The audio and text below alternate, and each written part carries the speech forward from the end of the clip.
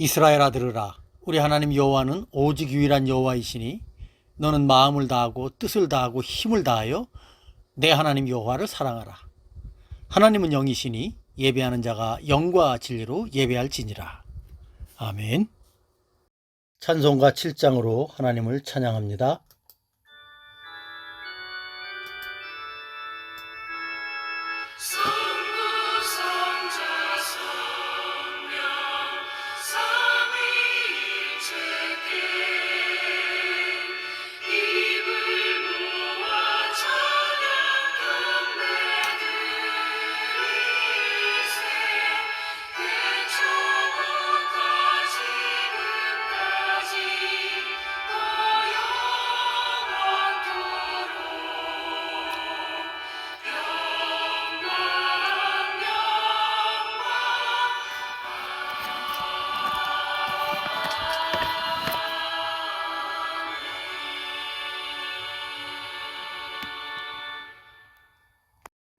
사도신경으로 우리의 신앙을 고백합니다.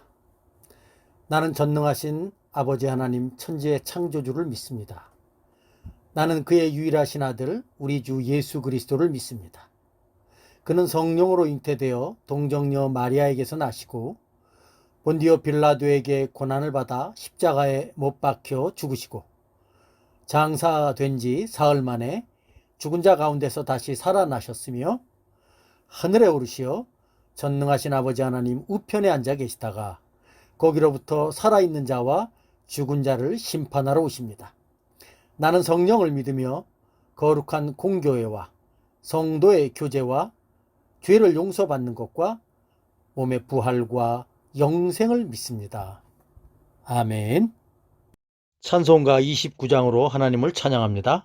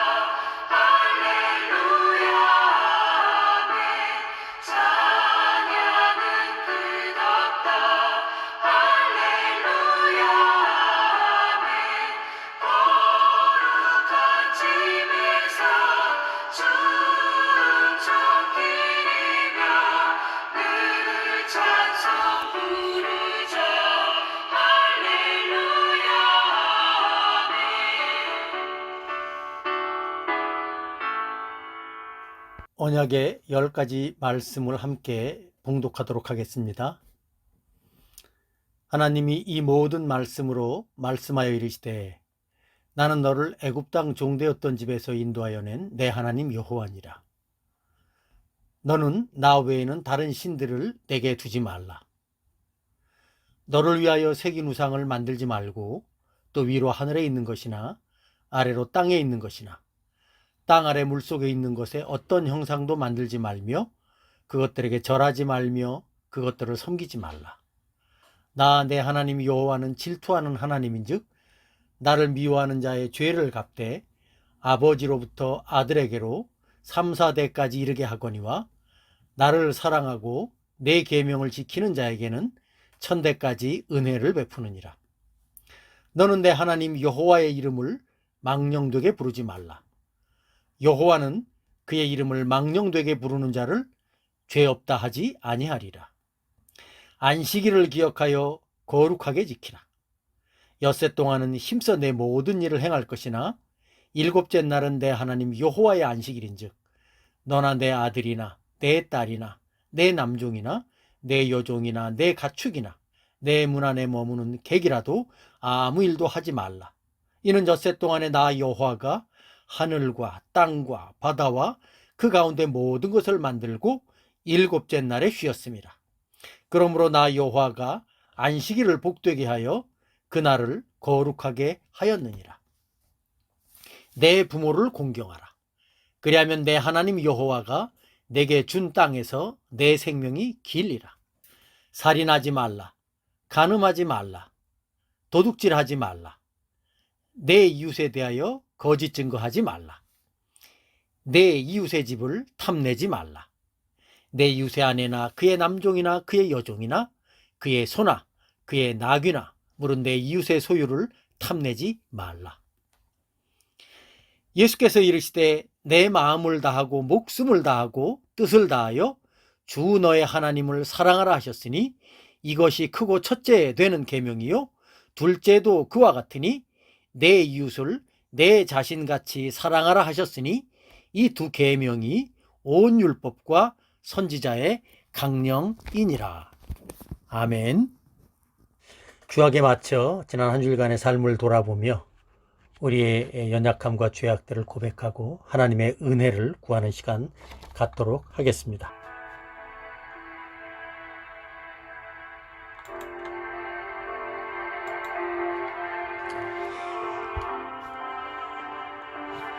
주님,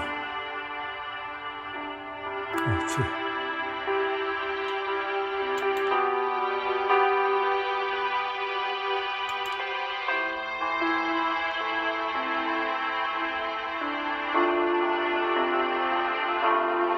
아버지 하나님,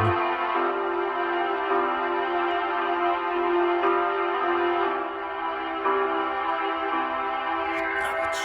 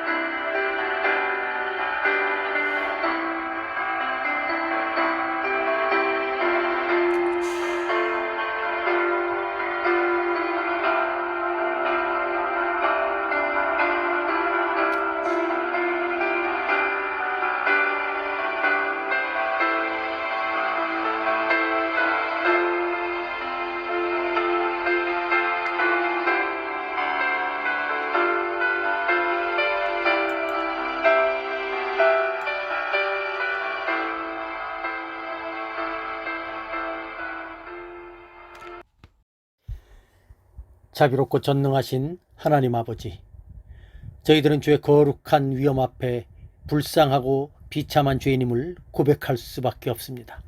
하루하루 살아감에 있어서도 온갖 악하고 죄악된 성향을 따라서 살아갈 수밖에 없는 연약한 인생들임을 고백합니다. 그럼에도 불구하고 우리 주 예수 그리스도의 십자가의 은혜를 의지하며 오늘도 이렇게 주님 앞에 나와 우리를 향하신 주님의 은혜와 자비하심을 간절히 구합니다. 은혜로우신 아버지 하나님, 저희들을 긍휼히 여겨 주셔서 그리스도의 고난과 죽으심을 보셔서 우리의 죄를 사하여 주시되 또한 저희들에게는 주의 성령의 은혜를 더하셔서 우리의 연약함과 죄악들을 깨닫게 하시고 그리스도의 죽으심과 부활의 생명을 의지하여 죄에 대하여는 죽은 자요 의에 대하여는 살아가는 자로 열매 맺게 하여 주시옵소서. 이 모든 간구를 죽음에서 부활하신 우리 주 예수 그리스도의 이름으로 간절히 기도하옵나이다. 아멘.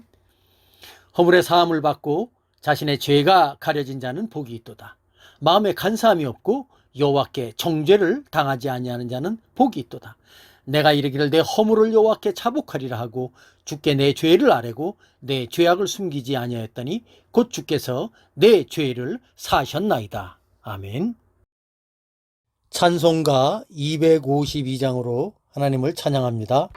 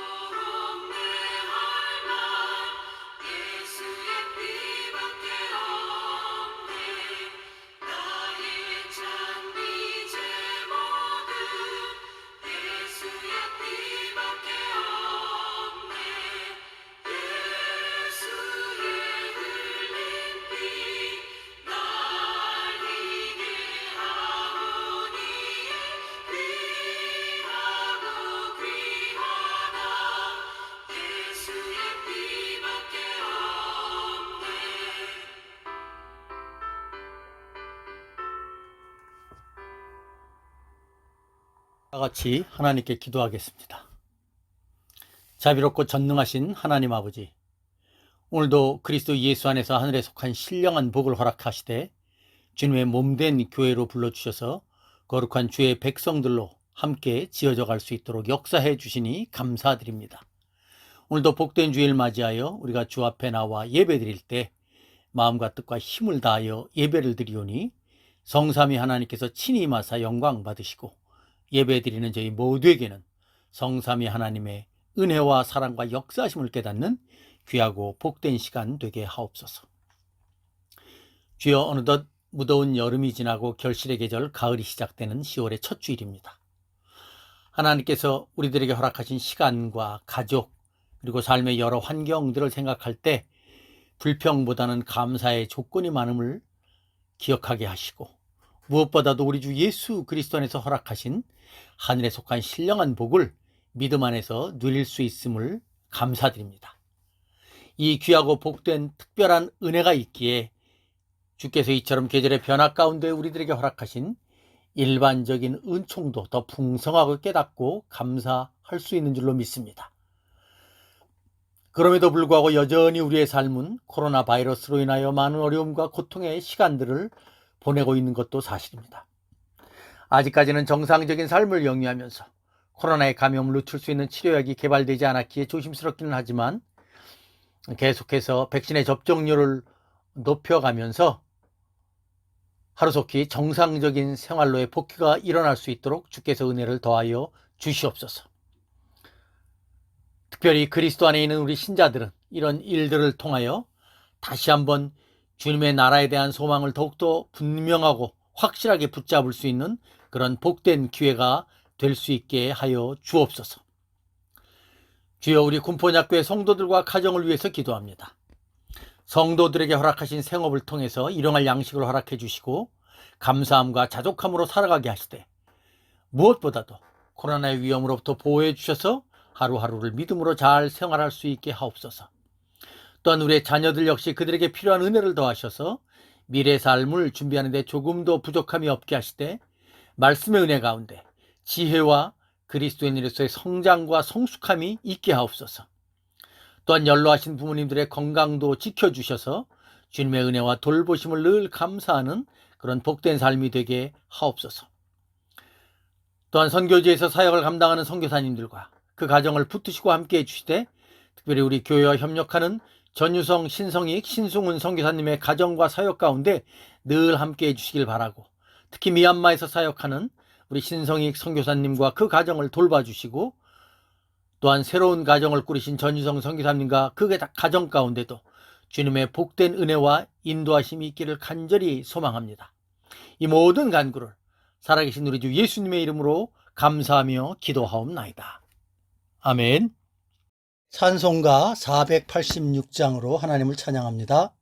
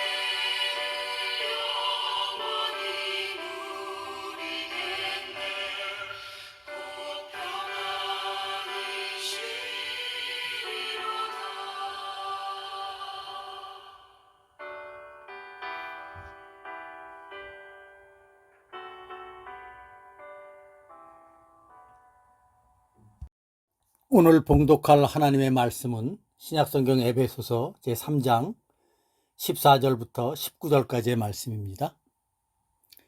신약성경 에베소서 제3장 14절부터 19절까지의 말씀입니다. 제가 봉독합니다.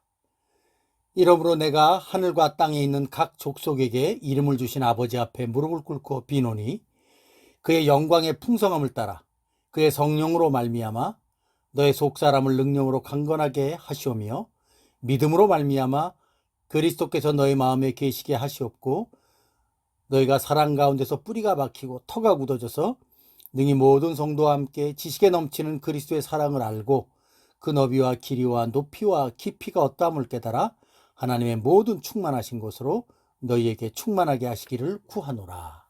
아멘. 말씀을 위해서 기도합니다. 하나님 아버지 감사합니다. 오늘도 저희들에게 복된 주일 허락해 주시고 또 주의 말씀을 들을 수 있도록 은혜 베풀어 주시니 감사합니다. 하나님 우리의 매일매일의 삶이 주님의 말씀과 동행하는 삶이 될 수 있도록 인도하여 주시옵소서. 특별히 우리 모든 성도들 함께 모여서 이렇게 주의 말씀을 들을 때에 주의 성령께서 함께 해주셔서 우리의 마음을 열어주시고 그 말씀을 집중해서 들을 수 있도록 인도해 주시며 또 주께서 깨닫게 해주실 때 그 깨달은 말씀 앞에 우리가 더욱더 적극적으로 순종하여 나가면서 하나님의 거룩한 백성들로서의 삶을 잘 살아갈 수 있도록 인도해 주시옵소서. 감사드리며 예수님의 이름으로 기도하옵나이다. 아멘. 여러분 한 주일간 평안하셨습니까? 어느새 벌써 결실의 계절이며 단풍이 시작되는 10월이 되었습니다. 작년 초부터 시작된 코로나로 마스크를 쓰면서 생활한 지도 거의 2년이 다 되어 갑니다. 제가 교회에 부임한 게 2년이 조금 넘었는데 거의 대부분의 시간들을 코로나와 함께 지낸 것 같아서 안타까운 마음이 있습니다. 어쨌든지 조금씩 일상적인 생활로의 복귀를 위해서 우리 모두가 다 간절히 소망하고 있고 또 수고하고 있으니 곧 그런 날이 오리라 생각됩니다. 신앙생활을 하는 신자들에게 있어서 기도는 그의 관심과 열정이 어디에 있는가를 보여주는 바로미터와 같습니다. 즉 우리가 하는 기도가 곧 우리가 소망하는 것이고 추구하는 것이다, 그렇게 말씀드릴 수 있죠. 에베소서에는 바울의 기도가 2번 나옵니다. 그 내용을 보면 바울의 관심과 열정이 어디에 있는지 잘 알 수가 있습니다. 바울이 에베소서의 성도들을 위해서 한 첫 번째 기도는 에베소서 1장 17절로 19절에 나오죠. 그것을 다시 한번 읽어보도록 하겠습니다. 우리 주 예수 그리스도의 하나님 영광의 아버지께서 지혜와 계시의 영을 너희에게 주사 하나님을 알게 하시고 너희의 마음의 눈을 밝히사 그의 부르심의 소망이 무엇이며 성도 안에서 그 기업의 영광의 풍성함이 무엇이며 그의 힘의 위력으로 역사하심을 따라 믿는 우리에게 베푸신 능력의 지극히 크심이 어떠한 것을 너희로 알게 하시기를 구하노라. 이 기도를 보면 바울은 이 세상이 아닌 천국에 더 큰 소망을 두었음을 알 수가 있습니다. 그런데 신자들이 이 세상을 살면서 세상이 아닌 천국의 소망을 갖고 산다는 것, 그렇게 쉬운 일이 아닙니다. 왜냐하면 우리가 매일매일 살아내야 하는 이 세상에서의 삶이 그렇게 호락호락하지가 않기 때문입니다. 그래서 대부분의 사람들은 아직 가보지 못한 천국보다는 지금 눈앞에 있는 삶의 현실 문제 때문에 하나님의 은혜와 도우심을 더 간절히 소망할 수밖에 없습니다. 그런데 오늘 바울이 한 이 기도를 보면 역설적으로 바울은 그와 같은 삶의 고단한 현실 때문에 신자들을 더욱더 천국에 대한 소망을 가져야 한다고 강조하면서 말하고 있습니다. 그렇기 때문에 에베소서에서 보여주는 바울의 기도의 내용을 보면 그는 신자들이 하나님께서 베푸시는 지혜와 계시의 영을 풍성하게 허락받아서 그 영혼의 밝음을 통해서 그리스도 안에서 허락된 그 천국의 소망, 또 풍성한 유업들을 우리 신자들이 잘 깨닫게 되길 원한다, 그렇게 기도한 것이 바로 첫 번째 기도의 내용이었습니다.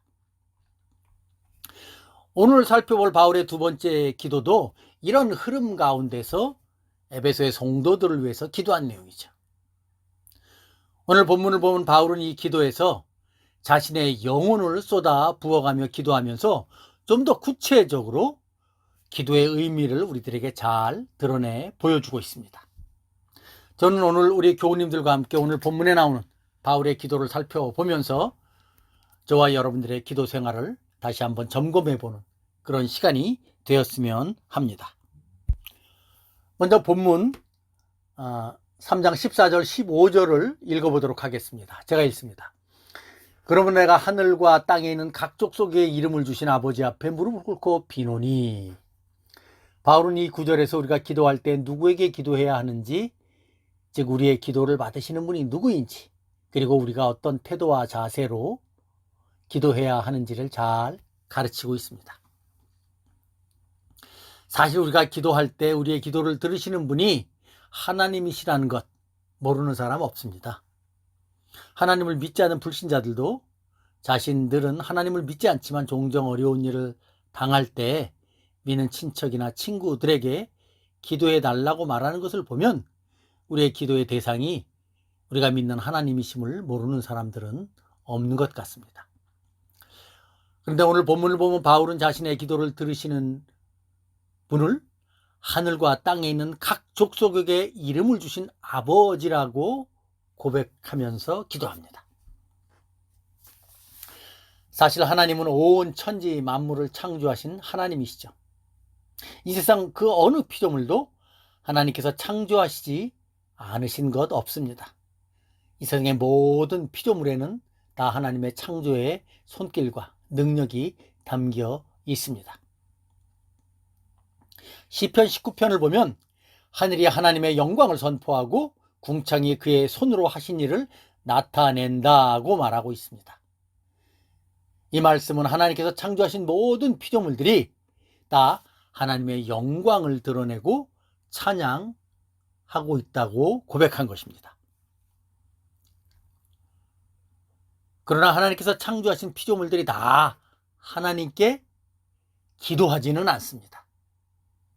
왜냐하면 기도는 하나님께 올려드리는 찬양보다도 훨씬 더 신령하고 인격적인 관계가 있어야만 가능한 것이 바로 기도이기 때문이죠.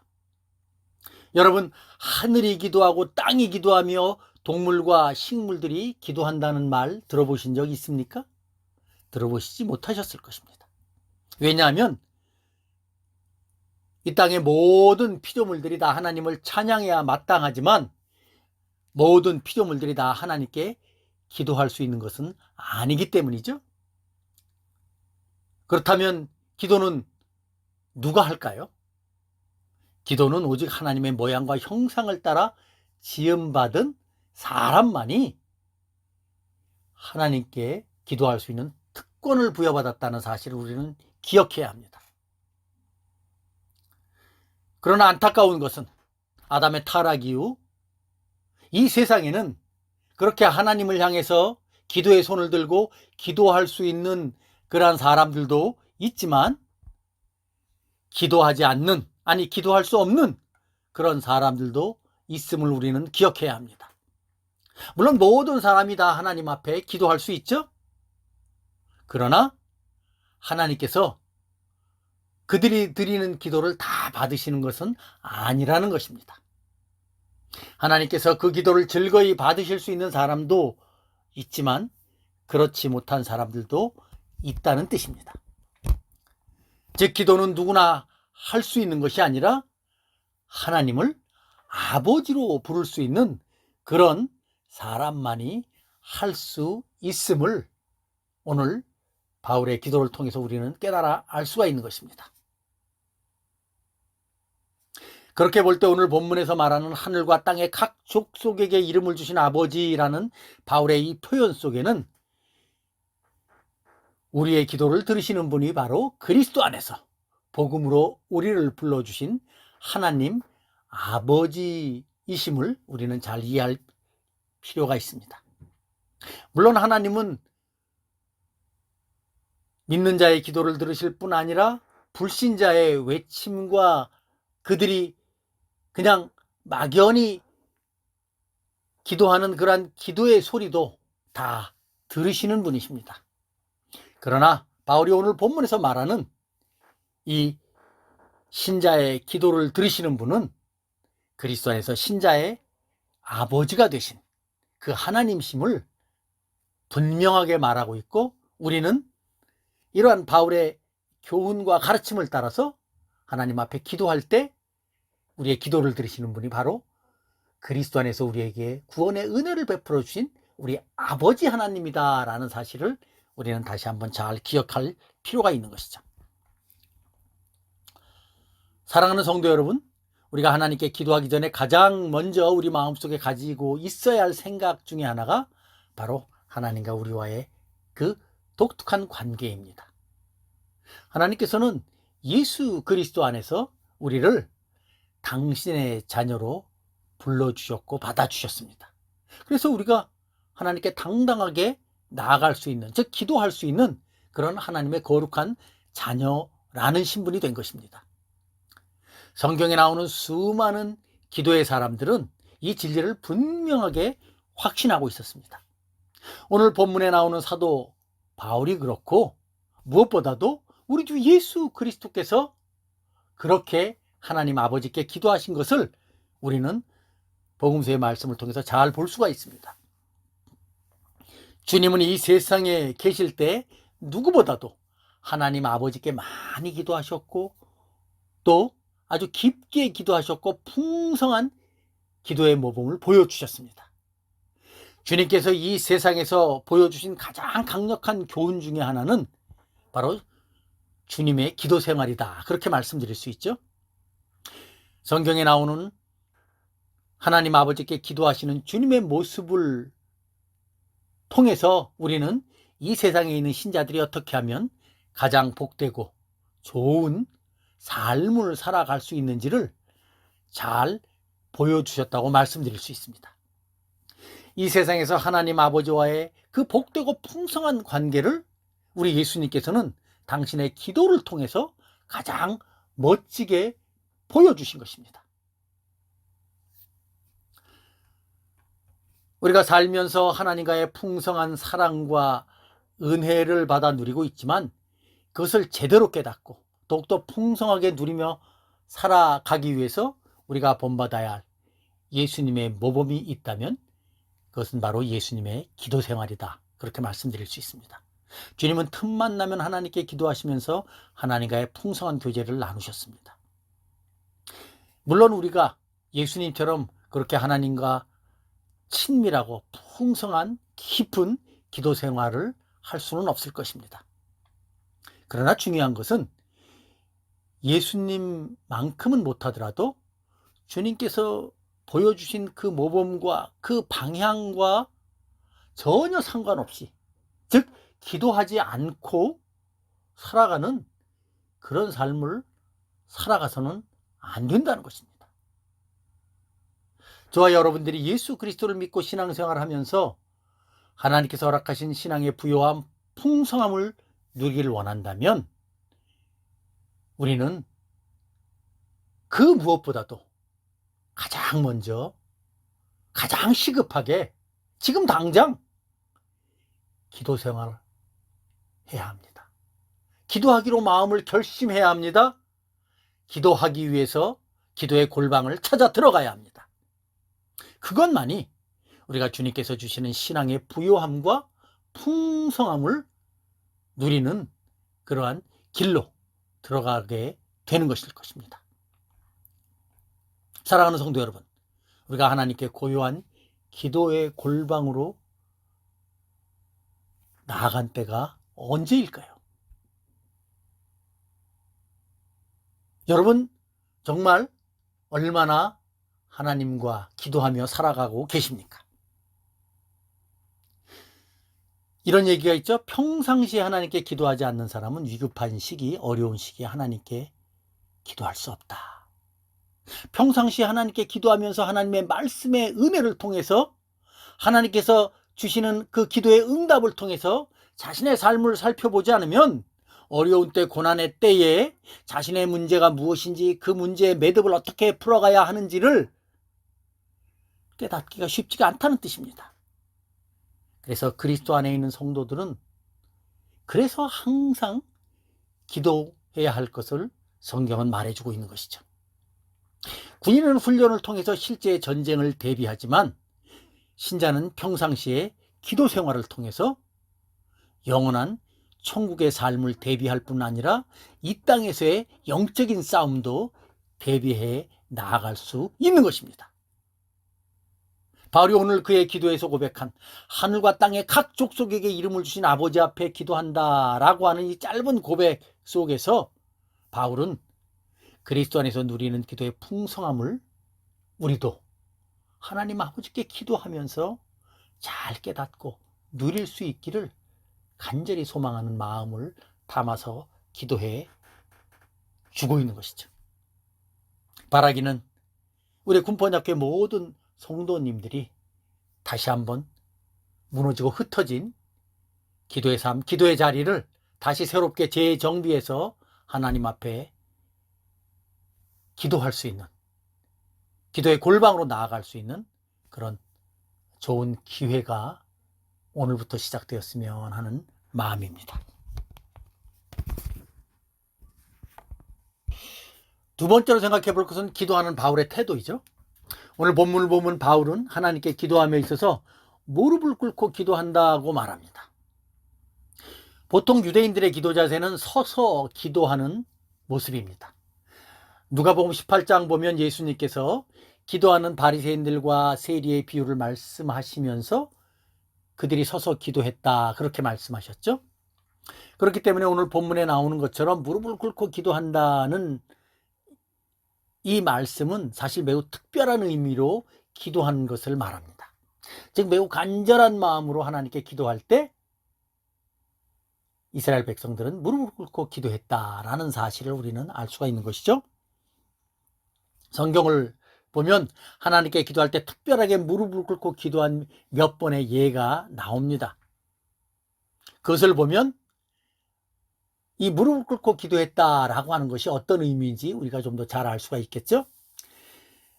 구약성경 에스라 9장 5절을 보면 선지자 에스라가 저녁 제사를 드릴 때에 내가 근심 중에 일어나서 속옷과 겉옷을 찢은 채 무릎을 꿇고 나의 하나님 여호와를 향하여 손을 들고 기도했다라고 하는 말씀이 나오죠.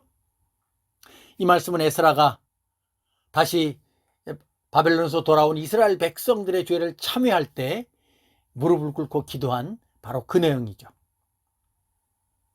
그리고 복음서를 보면 예수님께서 겟세마네 동산에서 이제 곧 당신이 지셔야 할 십자가를 바라보면서 즉 사명을 감당하시기 전에 하나님께 기도할 때 얼굴을 땅에 대시고 기도하시는 장면이 나오는데 이것도 역시 무릎을 꿇고 기도한 것으로 우리가 이해할 수 있죠.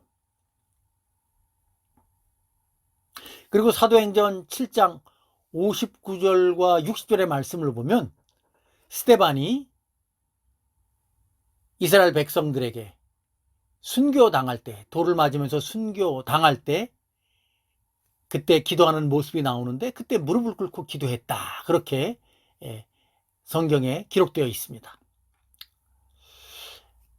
이러한 성경의 내용들을 보면 무릎 꿇고 기도한다는 이 구절의 의미가 무엇인지 우리는 좀 더 잘 이해해 볼 수 있습니다. 즉 바울이 에베소의 성도들을 위해서 기도하는 그 기도의 내용, 그 기도의 제목들이 얼마나 간절했는가, 얼마나 정말 귀한 것인가 라는 사실을 바울의 기도의 모습을 통해서 우리가 알 수 있다는 것이죠. 더 나아가 하나님께서 반드시 이 기도를 응답해 주셨으면 하는 그러한 바울의 간절한 마음의 자세, 바로 이 무릎을 꿇고 기도했다는 자세를 통해서 다시 한번 드러나는 것이죠. 사랑하는 성도 여러분, 사실 하나님께서는 온 천지 만물을 창조하시고 다스리는 창조주 하나님이시죠. 복음서를 보면 하나님께서는 참새 한 마리 떨어지는 것도 다 알고 계신다고 말씀하십니다. 우리가 그 말씀을 제대로 믿는다면 사실 나의 형편과 처지, 그리고 내가 지금 겪고 있는 그 모든 일들, 내 주변에 어느 누구는 제대로 알지 못하고 이해하지 못한다 할지라도 누가 다 알고 계실까요? 하나님께서 알고 계신다는 것이죠. 그 모든 일들을 하나님께서 다 알고 계신다는 것입니다. 나의 모든 형편과 처지를 다 알고 계신 그 하나님, 그 하나님 앞에 우리가 기도할 때 어떤 마음 자세로 기도해야 될까요? 정말 우리가 나의 삶의 모든 형편과 어려움들을 하나님 앞에 간절히 내려놓으면서 기도하려고 한다면 우리는 그 내 형편이 정말 절실하면 절실할수록 하나님 앞에 어쩔 수 없이 우리의 기도의 무릎을 꿇을 수밖에 없다는 것이죠. 특별히 정말로 우리가 하나님의 은혜를 간절히 소망하면서 하나님께서 개입해 주시기를 간절히 원하는 어떤 일들이 있을 때, 그리고 그 일들이 하나님의 거룩하신 뜻을 성취해 나가는데 꼭 필요한 일이라면 우리는 하나님께 겸손히 무릎 꿇고 간절히 기도할 수밖에 없는 것입니다. 오늘 사도 바울은 그 사실을 우리에게 가르치고 있죠. 근데 여기서 정말 중요한 것 중에 하나가, 하나님 앞에 우리는 그렇게 기도하는 그 자세, 또 그렇게 기도하는 마음, 그것이 우리가 할 수 있는 그런 최대한의 모습이라는 것이죠. 무슨 얘기냐면 우리의 역할은 하나님 앞에 그렇게 진실된 마음, 간절한 마음으로, 겸손한 마음으로 기도하는 데까지라는 것이죠. 그 기도의 응답은 하나님께 있습니다.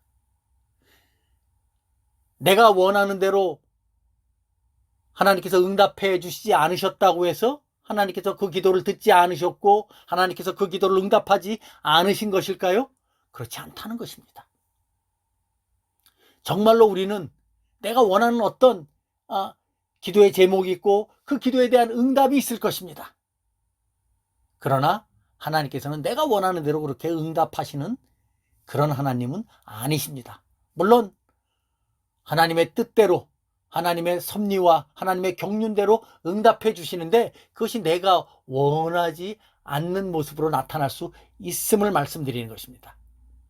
중요한 것은 정말로 우리가 하나님의 뜻 가운데서 하나님의 나라와 의를 위해서 기도했다면 우리는 그 기도하는 것으로 감사하고 만족하면서 하나님 앞에서 주어진 삶을 묵묵히 이제 살아가면 된다는 것입니다. 바울은 오늘 본문에서 바로 그런 기도의 겸손하고 복된 자세와 태도를, 그의 무릎을 꿇은 자세를 통해서 분명하게 보여주고 있죠.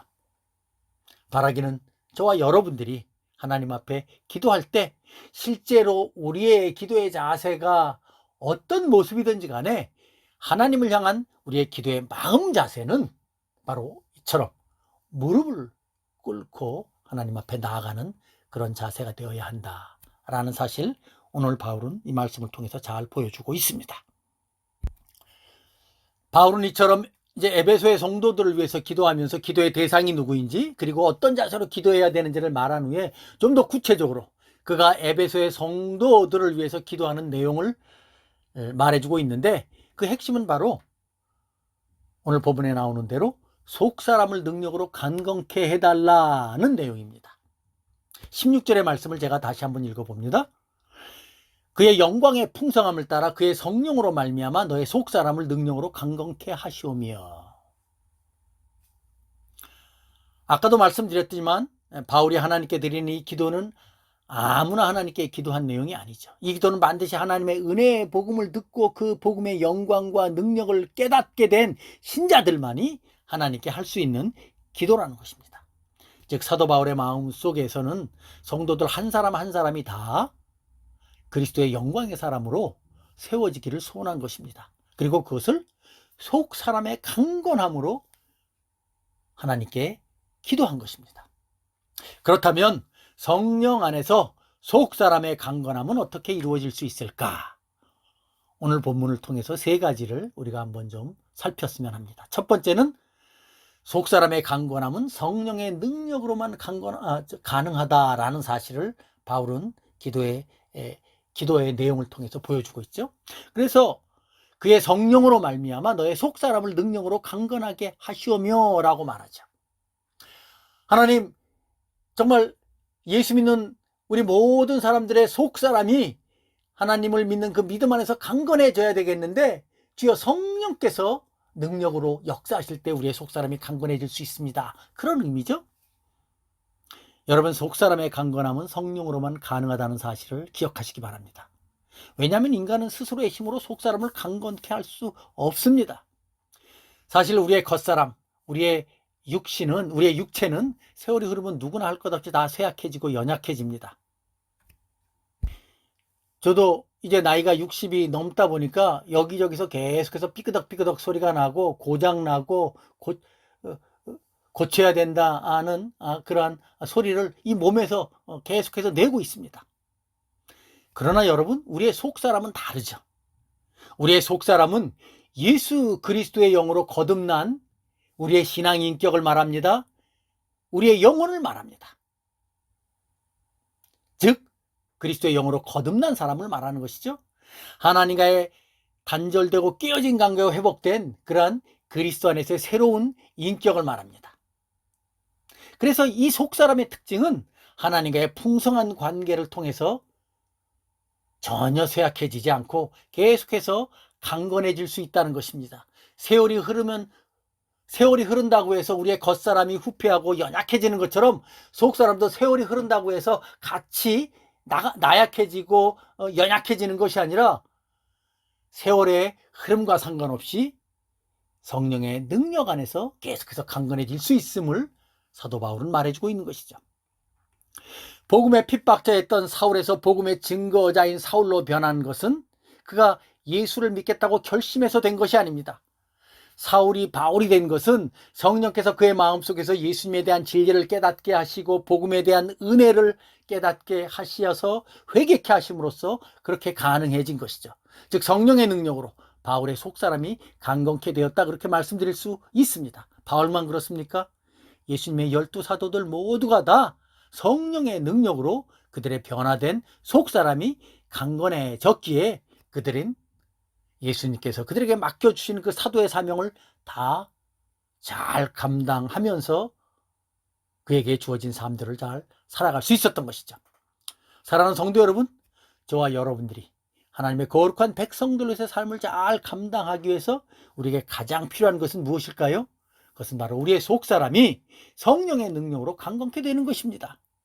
그런데 우리의 속사람이 성령의 능력으로 강건케 되기 위해서 우리는 하나님 앞에 기도해야 된다는 것이죠.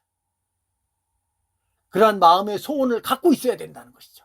내 속사람이 성령의 능력으로 강건해졌으면 좋겠다. 정말 나의 신앙인격이 성령의 역사심과 인도하심을 따라서 계속해서 자라날 수 있었으면 좋겠다. 말씀을 깨닫는 나의 그 마음의 생각들이 주님 앞에서 계속해서 성장했으면 좋겠다라는 그런 마음의 생각들, 그것이 바로 우리의 속사람이 강건케 되는 것이죠. 그리고 우리가 그것을 위해서 기도해야 된다는 것이죠. 두 번째로, 속사람의 강건함은 믿음으로 말미암아 그리스도를 마음속에 머물게 할 때 가능하다, 그렇게 오늘 또 본문에서 말씀하고 있죠. 17절의 말씀이 바로 그 내용이죠. 17절 말씀 한번 읽어봅니다. 믿음으로 말미암아 그리스도께서 너희 마음에 계시게 하시옵고 너희가 사랑 가운데서 뿌리가 박히고 터가 굳어져서 능히 모든 성도와 함께 지식에 넘치는 그리스도의 사랑을 알고. 오늘 본문을 보면 믿음으로 말미암아 그리스도께서 너희 마음에 계시게 하시옵고, 이 내용은 불신자였던 사람이 그리스도를 영접하라는 그런 의미는 아닙니다. 이미 사도 바울은 지금 예수 믿는 신자들이 하나님 앞에 기도하는 내용을 전제로 하고 있기 때문에 믿음으로 말미암아 그리스도께서 너의 마음에 계시게 하시옵고, 이것을 그리스도를 처음으로 우리가 믿고 영접하는 그러한 시간을 다시 한번 회복시키거나 또는 다시 한번 알게 해달라, 이런 의미가 아니라는 것이죠. 도리어 이것은 믿음으로 그리스도께서 우리의 심령 속에서 능력으로 역사하실 수 있도록 하라는 의미입니다. 여기서 우리가 이 구절에서 우리가 관심을 가져야 할 단어는 뭐냐면 계신다라고 하는 이 단어입니다. 믿음으로 말미암아 그리스도께서 너희 마음에 계시게 하시옵고, 여기서 이 계신다라고 하는 이 단어는 그리스도 안에서 그리스도의 영께서 우리 속에 내주하시는 그러한 의미의 단어입니다. 즉 신자들의 영혼 속에서는 예수의 영, 즉 성령께서 계신다는 사실을 이 말씀 속에 담고 있죠. 그래서 사도 바울이 오늘 본문에서 강조한 것은 우리 마음속에 계신 그리스도께서 뿌리가 박히고 터가 굳어질 정도의 관계가 되어야 한다는 의미입니다. 이 계신다는 이 단어는 나그네처럼 잠시 왔다가 갈 때 사용되는 단어가 아니라 그 지역의 정착민으로 계속해서 거주할 때 사용되는 단어가 바로 이 계신다라고 하는 이 단어라는 것이죠. 즉 사도 바울은 이 기도 속에서 우리의 마음속에 계신 그리스도를 의지할 때 뿌리가 막히고 터가 굳어질 정도의 견고함을 갖고 예수 그리스도를 믿음으로 의지하라는 뜻입니다. 즉 우리의 속사람이 능력으로 강건하게 될 수 있는 방법은 오직 성령의 능력으로만이 가능한데, 그것은 바로 예수 그리스도에 대한 분명하고도 확실한 믿음이 있을 때 우리의 속사람이 능력으로 강건케 된다라는 것입니다. 그렇다면 우리의 믿음은 무엇에 근거할 때 그렇게 뿌리가 견고하고 터가 굳어진 그러한 견고함을 볼 수 있을까요? 그것은 바로 우리의 믿음의 뿌리가 하나님의 약속의 말씀에 근거할 때 그렇게 된다는 것을 우리는 기억해야 할 것입니다. 그렇기 때문에 사실 이 말씀은 우리의 믿음이 뿌리가 막히고 터가 굳어지기 위해서는 계속해서 하나님의 영혼의 양식인 하나님의 말씀을 통해서 우리의 영혼이 계속해서 세워질 때 그때 우리의 믿음이 견고해진다라는 것을 우리는 결코 잊지 말아야 할 것입니다. 세 번째로 사도 바울이 오늘 본문에서 강조하는 것은 모든 성도와 함께 지식에 넘치는 그리스도의 사랑을 깨닫는 것입니다. 모든 성도와 함께 지식에 넘치는 그리스도의 사랑을 깨달을 때 우리의 속사람이 능력으로 강건케 된다고 말씀드리고 있죠. 18절과 19절의 말씀이 바로 그 의미죠. 제가 18절 19절 다시 한번 읽어봅니다. 능히 모든 성도와 함께 지식에 넘치는 그리스도의 사랑을 알고 그 너비와 길이와 높이와 깊이가 어떠함을 깨달아 하나님의 모든 충만하신 것으로 너희에게 충만하게 하시길 구하노라. 아멘. 바울이 이 기도에서 성도들을 위해서 기도한 목적이 무엇입니까? 그의 속사람이 능력으로 강건케 되는 것이죠. 바울은 그것을 위해서 그리스도에 대한 굳건한 믿음이 있기를 하나님께 구하라고 말합니다. 그 믿음은 뿌리가 뽑히고 터가 흔들리는 그런 믿음이어서는 안 된다고 말하죠. 제가 앞서서 뿌리가 견고하고 터가 견고한 그러한 믿음이 되기 위해서는 우리의 믿음의 근거가 바로 약속의 말씀, 그리스도의 십자가의 복음의 말씀이어야 된다라고 분명하게 말씀드렸습니다. 바울은 그 해답으로 모든 성도와 함께 지식에 넘치는 그리스도의 사랑을 깨달을 때 가능하다 그렇게 말한 것입니다. 특별히 바울은 오늘 이 부분에서 성도와 함께 지식에 넘치는 그리스도의 사랑을 알라고 말하고 있습니다. 기독교 신앙은 그리스도 안에서 한몸된 교회 안에서의 신앙입니다. 우리가 예수 그리스도의 십자가의 사랑을 깊이 깨달았다면 그 사랑은 나에게로만 집중되는 것이 아니라 머리 대신 그리스도와 한몸된 지체들을 향해서 나아가게끔 되어 있다는 것이죠. 그래서 기독교의 사랑은 모으는 사랑이 아니라 나누는 사랑임을 우리는 잊지 말아야 합니다. 성경 전체가 가르치는 내용이 바로 그것이죠. 그리고 그것을 바르게 이해하고 조금이라도 실천할 때 우리의 속사람이 능력으로 강건케 된 모습을 보여주고 있다는 것이죠. 사도 바울은 더 나아가서 바로 그와 같은 사랑의 너비와 길이와 높이와 깊이가 어떠함을 깨달으라고 우리에게 가르치고 있죠. 사랑하는 성도 여러분, 여기서 말한 그 사랑이 무엇을 말할까요? 그것은 바로 예수 그리스도의 십자가의 사랑을 말하는 것입니다. 즉 사도 바울은 예수 믿는 성도들이 말씀을 통해서 예수 그리스도의 그 십자가의 사랑의 높이와 길이와 깊이와 너비를 깨달아 알 때, 그때 비로소 그의 속사람이 능력으로 강건케 된다라는 사실을 오늘 본문을 통해서 가르치고 있는 것입니다. 우리 한번 성경 말씀 한 구절 찾아서 읽어보도록 하겠습니다. 요한일서 4장 9절부터 11절의 말씀입니다. 요한일서 4장 9절로 11절의 말씀. 하나님의 사랑이 우리에게 이렇게 나타난 바 되었으니 하나님이 자기의 독생자를 세상에 보내심은 그로 말미암아 우리를 살리려 하심이라. 사랑은 여기 있으니 우리가 하나님을 사랑한 것이 아니요 하나님이 우리를 사랑하사 우리 죄를 속하기 위하여 화목제물로 그 아들을 보내셨습니다. 즉 성경은 분명하게 말하고 있습니다. 우리에게 드러난 하나님의 그 놀라우신 사랑의 하이라이트는 바로 예수 그리스도의 십자가의 사랑이라는 사실이요. 바울은 오늘 본문에서 그 십자가의 사랑의 너비와 길이와 높이와 깊이가 어떠함을 깨달으라고, 성령의 능력으로 진리의 말씀 안에서 그것을 깨달으라고, 그것만이 너의 속사람이 강건하게 되는 가장 유일한 방법이라는 사실을 말입니다. 어느 목사님은 이 말씀 깊이 묵상하면서 예수님의 십자가만이 이 말씀의 의미를 제대로 묵상할 수 있게 해준다라고 그렇게 말했습니다. 그 목사님의 표현을 들자면 이렇습니다. 예수님의 십자가의 모양이 하나님의 사랑의 높이와 깊이, 그리고 그 길이와 너비를 잘 드러내주고 있다고 말합니다.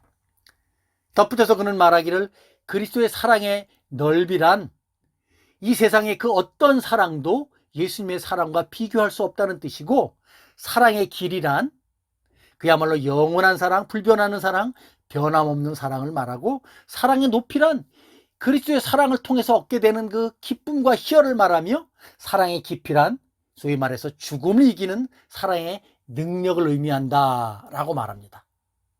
그리고 이런 그리스도의 사랑을 풍성히 깨닫는 신자만이 터가 굳어진 신자요 뿌리가 막힌 신자라는 것이죠. 예수 그리스도께서 지신 십자가의 그 높이는, 십자가의 그 높이가 영원히 하늘로부터 쭉 올라간 것을 통해서 우리가 상징적으로 생각해 볼 수 있고, 그 땅에 깊이 박힌 그 십자가는 사랑의 깊이를 또 풍성하게 깨닫게 할 수 있다는 것이죠.